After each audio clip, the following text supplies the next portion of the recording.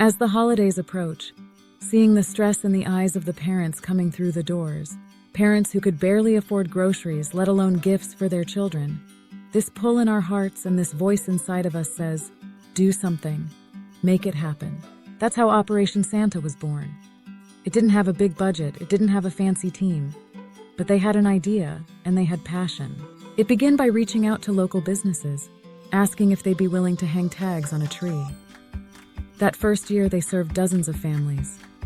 Today, hundreds of kids receive gifts because of this little mission that grew out of love. People think you need to be rich or powerful to make a difference. You don't.